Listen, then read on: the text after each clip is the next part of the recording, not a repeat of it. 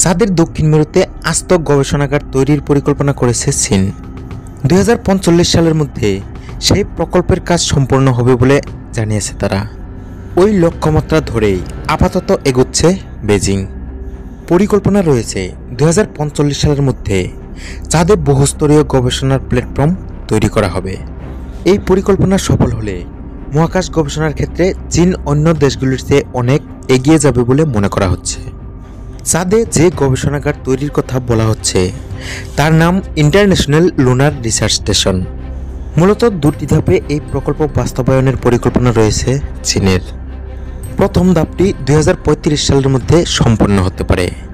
চীনের পরিকল্পনা অনুযায়ী প্রথম ধাপে চীনের দক্ষিণ মেরুতে গবেষণার প্রাথমিক কিছু আয়োজন করা হবে। নিয়মিত বৈজ্ঞানিক পরীক্ষা নিরীক্ষা এবং সীমিত সম্পদ ব্যবহারের ভিত্তি তৈরিই হবে প্রথম ধাপের মূল লক্ষ্য। দ্বিতীয় ধাপে আয়োজন আরও কিছুটা এগুবে। 2045 সালের মধ্যে আরও বিস্তৃত এবং শক্তিশালী করে তোলা হবে চাঁদের গবেষণাগার। এই পর্যায়ে একটি মহাকাশ স্টেশনের পরিকল্পনাও রয়েছে চীনের, যা চাঁদকে প্রদক্ষিণ করবে এবং সেন্ট্রাল হ্যাব হিসেবে গবেষণায় সাহায্য করবে। চাঁদে তাদের পরিকল্পনা বোঝাতে একটি ভিডিও প্রকাশ করেছে চীন, যেখানে চাঁদের দক্ষিণ মেরুতে তাদের তৈরি গবেষণাগারের কাল্পনিক অবস্থান এবং কার্যপ্রণালী দেখানো হয়েছে। দীর্ঘদিন ধরেই চীনের নজরে রয়েছে চাঁদ। মহাকাশ গবেষণার ক্ষেত্রে পৃথিবীর এই উপগ্রহটির উপরেই বেশ জোর দিয়েছে তারা। ইতিমধ্যে চাঁদে তারা মহাকাশযান পাঠিয়েছে। চাঁদের চারপাশে সক্রিয় চীনের একাধিক কৃত্রিম উপগ্রহ। এখনও পর্যন্ত চাঁদে মোট 5টি দেশ মহাকাশযান পাঠাতে পেরেছে।